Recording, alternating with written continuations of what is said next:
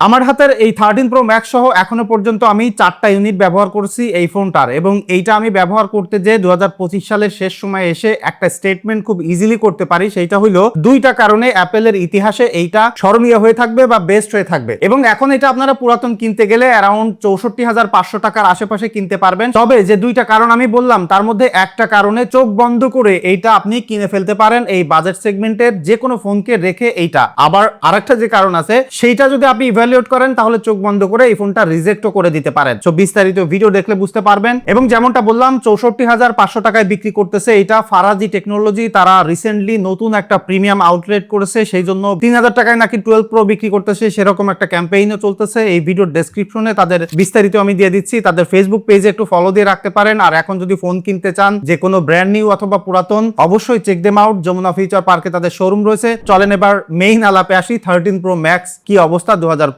সালে। প্রথমত ডিজাইন এবং বিল্ড কোয়ালিটিতে যদি আসি, 2025 সালের একটা ফোনের সাথে যদি আপনি কম্পেয়ার করতে চান, আপনারা সবাই কম বেশি এটা ডিজাইন সম্পর্কে জানেন, সেটা নিয়ে কথা বলা লাগবে না। তবে একটা জিনিস হয়তো সবাই জানেন যে এখনকার মোস্ট অফ দ্য ফ্ল্যাগশিপ ফোনগুলো অ্যাপেলের মতো এরকম ফ্ল্যাট ফোন বানাচ্ছে, এইরকম ডিজাইন ল্যাঙ্গুয়েজে তারা শিফট হচ্ছে। সো এটা চোখ বন্ধ করে বলা যাচ্ছে মিনিমাম 3-4 বছর এইরকম ডিজাইন আপনি ব্যবহার করলে বা এরকম ফ্ল্যাট ফোন ব্যবহার করলে আপনার কাছে পুরাতন মনে হবে না। এবং এটা যে বিল্ড কোয়ালিটি আছে সেটাও একদম টপ টিয়ার ফ্ল্যাগশিপ লেভেলের আছে। তো এই জিনিসটা একদমই ক্লিয়ার যে ডিজাইন এবং বিল্ড কোয়ালিটির জায়গায় 2025 সালে এসেও এটাকে আপনার চিন্তা করা লাগবে না, একদম চোখ বন্ধ করে এটা আপনি কিনতে পারেন। তাহলে ডিসপ্লের কি অবস্থা? কারণ এখনকার মোস্ট অফ দ্য স্মার্টফোনে দেখবেন যে বিশাল বিশাল রিফ্রেশ রেট, বিশাল বিশাল পিক ব্রাইটনেস, বিশাল বিশাল বিগার সাইজের ডিসপ্লে প্রোভাইড করতেছে। সেই জায়গা থেকে 13 Pro Max কিন্তু একটা বিগার সাইজের ফোন, 6.7 ইঞ্চি ডিসপ্লে আছে, এখানে এলটিপিও ডিসপ্লে রয়েছে, ইভেন 1200 পর্যন্ত পিক ব্রাইটনেস যাইতে পারে। এখন একটা ব্যাপার হইলো বর্তমান সময় দেখবেন যে 4000, 5000, 6000 পর্যন্ত পিক ব্রাইটনেস এর ডিসপ্লে রয়েছে। সেই জায়গায় অবশ্যই 1200 পিক ব্রাইটনেস আপনার কাছে একদমই কম মনে হবে। তবে রিয়েল লাইফ ইউজার এক্সপিরিয়েন্স কিন্তু ভিন্ন কথা বলে। কারণ একটা ফোনের ডিসপ্লে খাতা কলমে যত বেশি ব্রাইট হোক না কেন, অ্যাকচুয়ালি আপনাকে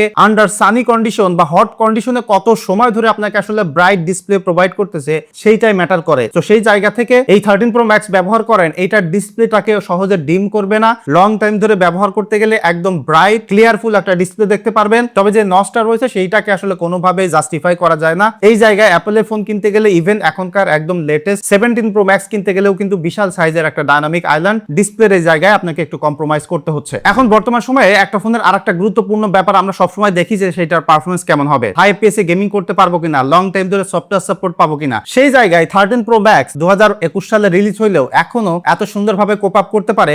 জাস্ট বেঞ্চমার্কের রেজাল্ট আপনারা দেখেন। এখানে যে অ্যাপলের A15 বায়োনিক প্রসেসর ব্যবহার করা হয়েছে, তার সাথে 6GB RAM, খাতা কলমে অনেক পুরাতন হইলেও এখনকার একদম লেটেস্ট ফোনগুলোর সাথে একদম ইজিলি কোপ আপ করতে পারে। হাই এফপিএসে গেমিং করা লাইক 120 FPS এ একদম স্মুথ স্টেবল গেমিং করতে পারবেন। লং টাইম ধরে ব্যবহার করতে গেলে মিনিমাম এখনো 2 বছর মেজর ওএস আপগ্রেড পেয়ে যাবেন। পারফরমেন্স সেগমেন্টে এই ফোন না, আপনি যদি এখন 12 সিরিজেরও ফোন কেনেন সেখানেও আপনাকে চিন্তা করা লাগবে না। এই জায়গাটা অ্যাপেল লং টাইম ধরে কিন্তু একদম ডমিনেট করে যাচ্ছে মার্কেটে, এবং এই 13 Pro Max ও 2025 সালে তার ব্যতিক্রম নয়। নেক্সট পয়েন্টটা খুবই গুরুত্বপূর্ণ এবং অ্যাপেলের ফোন অনেকে এই কারণে কেনে, সেটা হলো ক্যামেরা। এবং এখনকার ফোনগুলো মোস্ট অফ দা ফোনগুলো আসলে এই বাজেট সেগমেন্টে ক্যামেরার প্রতি গুরুত্ব দিচ্ছে, ভিডিওর প্রতি গুরুত্ব দিচ্ছে। তো এখানে 12 মেগাপিক্সেল করে 3টা ক্যামেরা সেন্সর রয়েছে, যেটা অ্যাপেলের লং টাইম ধরে আসলে এই সেন্সরগুলো ব্যবহার করছে। তারা যথেষ্ট অপটিমাইজ করছে সেন্সরটাকে। এই মুহূর্তে 2025 সালে এসে যদি আপনি প্রপার লাইটে ছবি তুলতে যান বা লো লাইটে ছবি তুলতে যান, এই ফোনটার ক্যামেরা অলওয়েজ আপনার ভালো লাগবে। এবং যে ভার্সেটাইল ফোকাল লেন্থ আপনি পাচ্ছেন সেটা দিয়ে সব ধরনের ফোকাল লেন্থে ছবি তুলতে পারবেন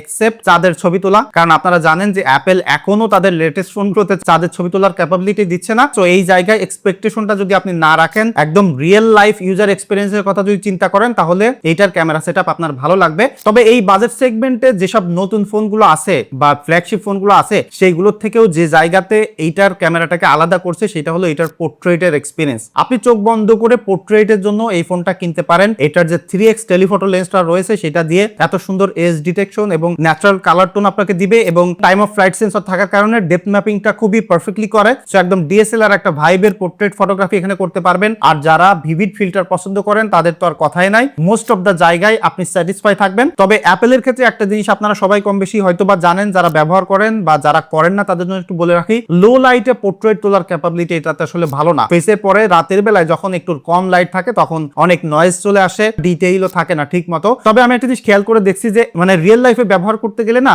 ওই রকম কন্ডিশন খুবই কম থাকে, যে কারণে এখন এই বাজেট সেগমেন্টে যদি এক প্রপার ক্যামেরা সেটআপের ফোনের কথা বলেন এবং লং টাইম ধরে ব্যবহার করতে চান, যে ফোনটাকে একদম চোখ বন্ধ করে রিলাই করতে পারেন, তাহলে কিন্তু এটা একদম নিশ্চিন্তে আপনি কিনতে পারেন। এবং অ্যাপেলের ফোনগুলো লং টাইম ধরে ডমিনেট করতেছে ভিডিওর জন্য, আপনারা সবাই কম বেশি জানেন, এবং আমার কাছে মনে হয় যে 80% কন্টেন্ট ক্রিয়েটররা অ্যাপেল ব্যবহার করে। 13 প্রো ম্যাক্স 2025 সালে এসে যদি কন্টেন্ট ক্রিয়েটর হিসেবে আপনি কিনতে চান, চোখ বন্ধ করে কিনতে পারেন। বিশেষ করে আলট্রা ওয়াইড থেকে শুরু করে টেলিফটো ফোকাল লেন্থের নরমাল ভিডিও 4K 60 fps এর ভিডিও যদি আপনি করতে চান, ভিডিও কোয়ালিটির পোটেনশিয়ালিটি আপনি পাবেন অ্যাপেলের দিক থেকে। সেটা হলো এই ভিডিওটাকে ক্যাপচার করার পরে পিসিতে আপনি প্রিমিয়ার প্রোতে, দাভিন্সি রিজলভে কালার গ্রেডিং করার ক্যাপাবিলিটি, মানে পোস্ট প্রসেসিং এর যে ক্যাপাবিলিটি, সেই জিনিসটা কিন্তু আপনাকে প্রোভাইড করতেছে। এবং এখানে আপনি ফুল এইচডি সিনেম্যাটিক মোডে ভিডিও করতে পারবেন, ব্যাকগ্রাউন্ড ব্লার করে। ভিডিওর ক্যাপাবিলিটি সব ধরনের এখানে আছে। তবে যদি বাজেট সেগমেন্টে এখন বেস্ট কোয়ালিটির ভিডিওর কথা বলি, তাহলে কিন্তু এটা নাই, কারণ এই বাজেটে আপনি 14 সিরিজের আইফোন পাবেন, 15 সিরিজের আইফোন পেয়ে যাবেন সামান্য একটু টাকা খরচ করলে। So just for the video কিন্তু ওই ফোনগুলো বেটার হবে, তবে স্টিল সেগুলো কিন্তু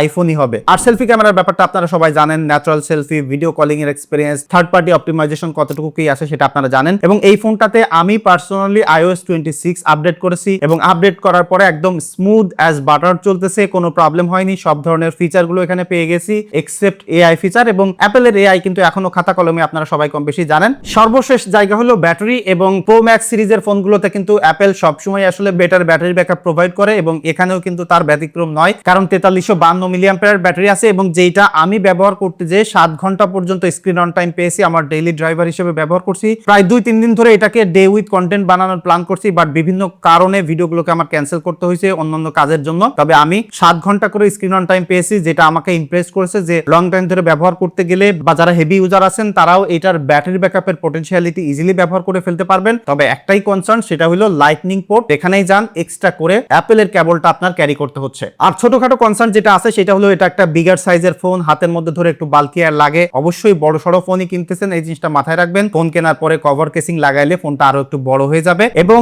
আমি প্রথমে যেটা বলতেছিলাম যে 2টা কারণে এই ফোনটা স্মরণীয় হয়ে থাকবে, তার প্রথম যেটা সেটা অলরেডি আপনারা বুঝে ফেলছেন যে এই ফোনটার ভালো দিকগুলো। তবে সেকেন্ড যে কারণ সেটা হইলো এটার খারাপ দিক, মানে এই একটা কারণেও কিন্তু অ্যাপেলের এই ফোনটা কলঙ্কিত হয়েছে। মানে অ্যাপেলের ফোনগুলোতে যে ডিসপ্লের ইস্যু ছিল, সেটা কিন্তু 13 প্রো ম্যাক্স সব থেকে বেশি অবদান রয়েছে, কারণ এইটার ডিসপ্লে হঠাৎ করে গ্রিন হয়ে যায়, হোয়াইট হয়ে যাইতে পারে। তবে এই জিনিসটা হয়েছে, আমি অনেককে দেখছি, আমার পরিচিত অনেকেই এই 13 প্রো ম্যাক্স ব্যবহার করছে, তাদের ডিসপ্লে প্রবলেম হয়েছে, অনেক দোকানদাররা এটা বিক্রি করা বন্ধ করে দিয়েছে। আবার আমারও পরিচিত অনেকে আছে যারা এটা লং টাইম ধরে ব্যবহার করতেছে, কোনো প্রবলেম হয়নি। আমি পার্সোনালি যখন ফারাজি টেকনোলজি থেকে এই ফোনটা আনছিলাম, তখন তাদেরকে বলছিলাম যে এটা আমি আপডেট করব। সো তারা বলছে যে নো প্রবলেম, আপনি আপডেট করেন। সো আমি কিন্তু আপডেট করেই ব্যবহার করছি, কোনো প্রবলেম হয়নি। ডিসপ্লের এই জায়গায় যদি আপনি রিস্ক নিতে পারেন, তাহলে আমি বলতে পারি যে 60-65 হাজার টাকায় আপনার এই ফোনটা একটা বেস্ট বাই হবে। এবং আপনারা যদি কেউ এই ফোনটা ব্যবহার করেন, অবশ্যই একটু কমেন্ট করে জানাতে পারেন ডিসপ্লের ইস্যুস পেয়েছেন কিনা, বা এক্সপিরিয়েন্স কেমন পেয়েছেন। তাহলে অন্যরা যারা এখন আসলে কেনার প্ল্যান করতেছে, তারা হয়তো একটু সাহস পেয়ে যাবে, বা আপনি যদি ডিসপ্লের ইস্যুসের কথা বলেন তাহলে একটু ডিমোটিভেটেড হয়ে যাবে। সো যেটা অবশ্যই গুরুত্বপূর্ণ। সো আপনাদের এক্সপিরিয়েন্স শেয়ার করেন। দেখা হচ্ছে পরবর্তী ভিডিওতে। ধন্যবাদ সবাইকে।